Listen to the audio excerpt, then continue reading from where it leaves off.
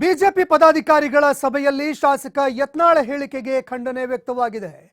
ಶಾಸಕ ಯತ್ನಾಳ್ ವಿರುದ್ಧ ಕ್ರಮ ಕೈಗೊಳ್ಳಬೇಕು ಅಂತ ಹೈಕಮಾಂಡ್ಗೆ ದೂರು ಕೊಡೋದಕ್ಕೆ ಕಾಂಗ್ರೆಸ್ನ ಬಿಜೆಪಿಯ ಶಾಸಕರು ನಿರ್ಣಯ ಕೈಗೊಂಡಿದ್ದಾರೆ. ಸಭೆಯಲ್ಲಿ ಪದಾಧಿಕಾರಿಗಳ ಸರ್ವಮತ ಹಿನ್ನೆಲೆಯಲ್ಲಿ ಈ ನಿರ್ಣಯ ಕೈಗೊಂಡಿದ್ದಾರೆ. ಸರ್ವಸಮ್ಮತವಾಗಿ ಈ ಒಂದು ನಿರ್ಣಯವನ್ನ ಕೈಗೊಂಡಿದ್ದಾರೆ. ಇನ್ನು ಶಾಸಕ ಯತ್ನಾಳ್ ಅವರು ಕಾಂಗ್ರೆಸ್ನ ಏಜೆಂಟಿನ ರೀತಿಯಲ್ಲಿ ವರ್ತನೆ ಮಾಡ್ತಾ ಇದ್ದಾರೆ. ಅವರು ಕೊಡುವಂತಹ ಹೇಳಿಕೆಗಳೇ ಕಾಂಗ್ರೆಸ್ನವರಿಗೆ ಅಸ್ತ್ರವಾಗ್ತಾ ಇದೆ. ಈ ಹೇಳಿಕೆ ಇಟ್ಕೊಂಡು ನಮ್ಮ ಮೇಲೆ ಪ್ರಶ್ನೆಗಳ ಮೇಲೆ ಪ್ರಶ್ನೆಯನ್ನ ಮಾಡ್ತಾರೆ. ಸ್ವಪಕ್ಷದ ನಾಯಕರನ್ನ ತೆಗಳಿ ಕಾಂಗ್ರೆಸ್ನಿಂದ ಅವರ ಕೆಲಸಗಳನ್ನ ಮಾಡಿಸ್ಕೊಳ್ತಿದ್ದಾರೆ. ಕಾಂಗ್ರೆಸ್ ಜೊತೆಯಲ್ಲಿ ಹೊಂದಾಣಿಕೆ ರಾಜಕೀಯ ಮಾಡ್ತಿದ್ದಾರೆ ಅಂತ ಬಿಜೆಪಿಯ ಶಾಸಕ ಯತ್ನಾಳ್ ವಿರುದ್ಧ ಕಿಡಿಕಾರಿದ್ದಾರೆ. ಇನ್ನು ಈ ಒಂದು ಸಭೆಯಲ್ಲಿ ಸಾಕಷ್ಟು ವಿಷಯಗಳಿಗೆ ಸಂಬಂಧಪಟ್ಟಂತೆ ಚರ್ಚೆ ಆಗಿದೆ. ಒಂದೆಡೆ ಹೊಂದಾಣಿಕೆ ರಾಜಕಾರಣ, ಅದೇ ರೀತಿಯಾಗಿ ಹೊಂದಾಣಿಕೆಯ ರಾಜಕಾರಣವನ್ನ ಮಾಡಿ ತಮ್ಮ ಕೆಲಸಗಳನ್ನ ಮಾಡ್ಕೊಳ್ತಾ ಇದ್ದಾರೆ ಎನ್ನುವಂತಹ ಆರೋಪ. ಅದೇ ರೀತಿಯಾಗಿ ಸರ್ವಸಮ್ಮತವಾಗಿ ಯತ್ನಾಳ್ ವಿರುದ್ಧ ಕ್ರಮ ಕೈಗೊಳ್ಳಬೇಕು ಅಂತ ಇದೀಗ ಹೈಕಮಾಂಡ್ಗೆ ದೂರು ಕೊಡೋದಕ್ಕೆ ಅಂತ ನಿರ್ಣಯ ಕೈಗೊಳ್ಳಲಾಗಿದೆ. ಸರ್ವಸಮ್ಮತವಾಗಿ ಎಲ್ಲಾ ನಾಯಕರು, ಎಲ್ಲಾ ಶಾಸಕರು, ಪದಾಧಿಕಾರಿಗಳು ಎಲ್ಲರೂ ಕೂಡ ಈ ಒಂದು ನಿರ್ಣಯವನ್ನ ಕೈಗೊಂಡಿದ್ದಾರೆ ಅಂತ ಹೇಳಲಾಗ್ತಾ ಇದೆ. ಈಗಾಗಲೇ ಸಾಕಷ್ಟು ರೀತಿಯಲ್ಲಿ ಯತ್ನಾಳ್ ಅವರು ಕೊಡ್ತಾ ಇರುವಂತಹ ಹೇಳಿಕೆ ಪಕ್ಷಕ್ಕೂ ಕೂಡ ಅನೇಕ ರೀತಿಯಲ್ಲಿ ಹಿನ್ನಡೆ ಆಗ್ತಾ ಇದೆ, ಮುಜುಗರಕ್ಕೂ ಕೂಡ ಕಾರಣವಾಗ್ತಾ ಇದೆ. ಹೀಗಾಗಿ ಯತ್ನಾಳ್ಗೆ ಕಡಿವಾಣ ಹಾಕಬೇಕು ಅನ್ನುವಂತಹ ಒಂದು ನಿರ್ಣಯ ಕೈಗೊಳ್ಳಲಾಗಿದೆ.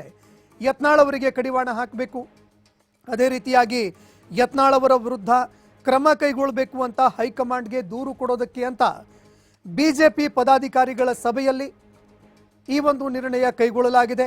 ಶಾಸಕ ಯತ್ನಾಳ್ ಕಾಂಗ್ರೆಸ್ ಏಜೆಂಟ್ನ ರೀತಿಯಲ್ಲಿ ವರ್ತನೆ ಮಾಡ್ತಾ ಇದ್ದಾರೆ. ಅದೇ ರೀತಿಯಾಗಿ ಅವರು ಕೊಡುವಂತಹ ಹೇಳಿಕೆಗಳು ಕಾಂಗ್ರೆಸ್ ಪಕ್ಷಕ್ಕೆ ಅಸ್ತ್ರವಾಗಿ ಪರಿಣಮಿಸ್ತಾ ಇದ್ದಾವೆ.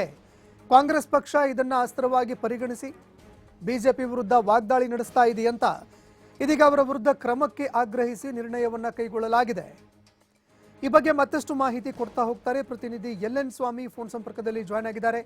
ಎಲ್.ಎನ್. ಸ್ವಾಮಿ, ಒಂದೆರಡು ಬಾರಿಯೆಲ್ಲ ನಿರಂತರವಾಗಿ ಸ್ವಪಕ್ಷದ ವಿರುದ್ಧ ಯತ್ನಾಳ್ ಅವರು ವಾಗ್ದಾಳಿ ನಡೆಸ್ತಾ ಬರ್ತಾ ಇದ್ರು.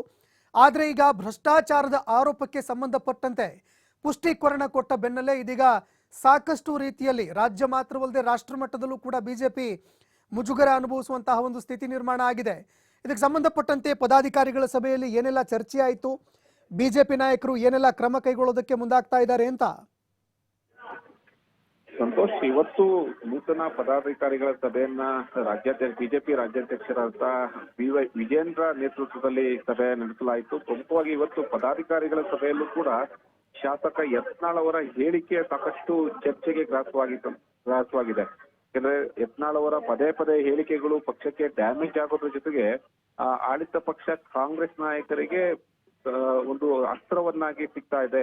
ಪ್ರತಿಯೊಂದು ವಿಚಾರದಲ್ಲೂ ಅವರ ಹೇಳಿಕೆಯನ್ನು ಇಟ್ಟುಕೊಂಡು ನಮಗೆ ಪ್ರಶ್ನೆ ಮಾಡ್ತಾರೆ. ಇದರಿಂದ ಪಕ್ಷಕ್ಕೆ ಮುಜುಗರ ಆಗೋದ್ರ ಜೊತೆಗೆ ಡ್ಯಾಮೇಜ್ ಕೂಡ ಆಗ್ತಾ ಇದೆ. ಹಾಗಾಗಿ ಯತ್ನಾಳ್ ಅವರ ಹೇಳಿಕೆಗೆ ಕಂಟ್ರೋಲ್ ಹಾಕ್ಬೇಕು, ಯತ್ನಾಳ್ ಅವರಿಗೆ ಕಂಟ್ರೋಲ್ ಹಾಕೋದಕ್ಕೆ ಹೈಕಮಾಂಡ್ ನಾಯಕರಿಗೆ ಒಂದು ಸೂಚನೆ ಕೊಡಬೇಕು, ಮನವಿ ಕೊಡಬೇಕು ಎಂಬ ವಿಚಾರವನ್ನ ಇಟ್ಕೊಂಡು ಇವತ್ತು ಪದಾಧಿಕಾರಿಗಳ ಸಭೆಯಲ್ಲಿ ಪ್ರಮುಖವಾಗಿ ಚರ್ಚೆ ಆಗ್ತಾ ಇರುವಂತದ್ದು. ಯಾಕೆಂದ್ರೆ ಯತ್ನಾಳ್ ಈಗಾಗಲೇ ಸಾಕಷ್ಟು ಬಾರಿ ಪದೇ ಪದೇ ಪಕ್ಷದ ನಾಯಕರ ವಿರುದ್ಧವೇ ಆರೋಪವನ್ನ ಮಾಡ್ತಾ ಇದ್ದಾರೆ. ಈಗ ಮತ್ತೆ ಮಾಜಿ ಸಿಎಂ ಆದಂತಹ ಬಿ.ಎಸ್. ಯಡಿಯೂರಪ್ಪ ವಿರುದ್ಧ ಆರೋಪಗಳ ಸುರಿಮಳೆ ಮಾಡ್ತಾ ಇರೋದು ಎಲ್ಲೋ ಒಂದು ರೀತಿ ಪಕ್ಷಕ್ಕೆ ಸಾಕಷ್ಟು ಡ್ಯಾಮೇಜ್ ಆಗುತ್ತೆ. ಜೊತೆಗೆ ಕಾಂಗ್ರೆಸ್ ನಾಯಕರಿಗೆ ಇದೇ ವಿಚಾರವನ್ನು ಇಟ್ಕೊಂಡು ನಮ್ಮ ಬಿಜೆಪಿ ಪಕ್ಷದ ನಾಯಕರ ಮೇಲೆ ಪದೇ ಪದೇ ವಾಗ್ದಾಳಿ ನಡೆಸೋದಕ್ಕೂ ಪ್ರಮುಖವಾದ ಒಂದು ಕಾರಣ ಆಗ್ತಾ ಇದೆ.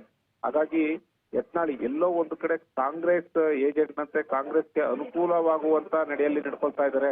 ಯಾಕೆಂದ್ರೆ ಅವರ ವಿಜಯಪುರ ಕ್ಷೇತ್ರಕ್ಕೆ ಸಂಬಂಧಪಟ್ಟಂತೆ ಅಲ್ಲಿ ಅಕ್ಕಪಕ್ಕ ಕ್ಷೇತ್ರದ ಯಾರೂ ಕೂಡ ಬಿಜೆಪಿ ಪಕ್ಷದ ನಾಯಕರು ಗೆದ್ದಿಲ್ಲ, ಅವರೊಬ್ಬರೇ ಗೆದ್ದಿರೋದು. ಎಲ್ಲೋ ನೋಡಿದ್ರೆ ಒಂದ್ ರೀತಿ ಯತ್ನಾಳ್ ಅವರು ಅಡ್ಜಸ್ಟ್ಮೆಂಟ್ ರಾಜಕೀಯಕ್ಕೆ ಮುಂದಾಗಿದ್ದಾರಾ ಎಂಬ ವಿಚಾರಗಳು ಬರ್ತಾ ಇದೆ. ಹಾಗಾಗಿ ಅವರ ಮೇಲೆ ಕ್ರಮ ಕೈಗೊಳ್ಳಬೇಕು ಎಂಬ ವಿಚಾರವನ್ನ ಇವತ್ತು ಪದಾಧಿಕಾರಿಗಳ ಸಭೆಯಲ್ಲಿ ಪ್ರಮುಖವಾಗಿ ಚರ್ಚೆ ಮಾಡಿರುವಂತದ್ದು.